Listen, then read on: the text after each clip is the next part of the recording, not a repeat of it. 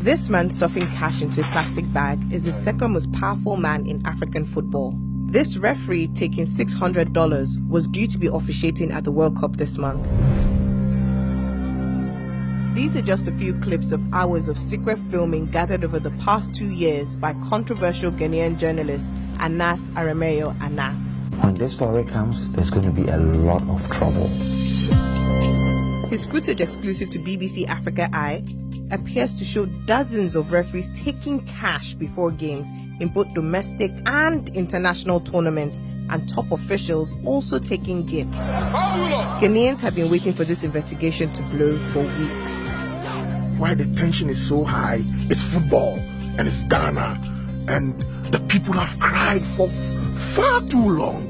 With the World Cup just around the corner, a storm is about to be unleashed.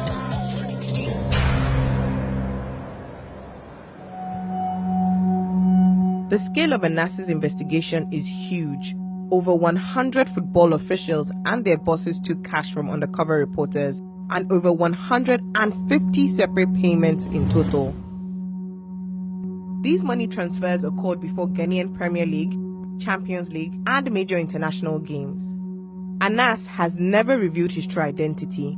Some are very critical of his journalistic methods, in particular, the way he conducts his secret filming. What actually happens is that you are being entrapped into something that you have least idea about. And I think that it's really hurts people. Anas rejects the idea that his methods amount to enticement, saying those that took the money were not forced to do so. With football loved deeply across Ghana, many people have been rallying in support of his latest investigation, both on social media and over the radio waves. Football is a very beautiful game, and we're all looking forward to this video from Anas, and we just hope that it will clean our system. We think that things must change. Anas's secret filming includes explosive material surrounding the WAFU tournament in 2017, the largest international competition in the region. Referees took cash from Anas's men, who posed as Ghanaian fans before numerous games, including on one occasion just hours before a match between Ghana and Mali. Match official Ibrahima Jallo of Gambia was among those filmed. He took $500 and seemed to imply this kind of activity is common in the international game. The way you do it is happening everywhere. I told you in the morning, it's not a matter of bribery or the way I think trying to bribe me or try to bribe me. It's not my fault. What is important there is the relationship. Jallo told the BBC he had never been given any money to fix a match. He denied wrongdoing. It's against the rules of FIFA and the Ghanaian Football Association for referees or officials involved with the game to take any cash gifts. Anas's investigation went beyond regional football and targeted a major international referee, Rangi Marwa of Kenya, who was due to be running the line as an assistant referee at the World Cup in Russia.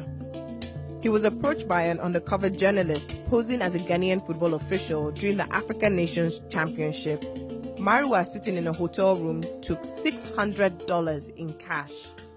I know that no, this is, thank you for the gift, but you know, this is not anything. What is important is that friendship, getting to know each other. FIFA says Marwa has resigned from the World Cup refereeing team. He told the BBC he denied any wrongdoing.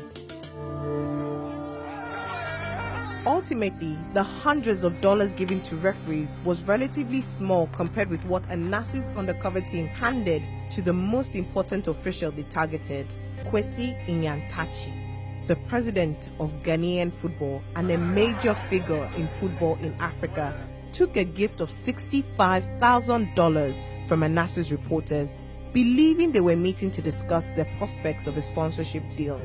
Is that you even have something here for shopping for now? Oh, okay. Shopping for now. All right. Thank you very much. Thank you very much. Thank you very much.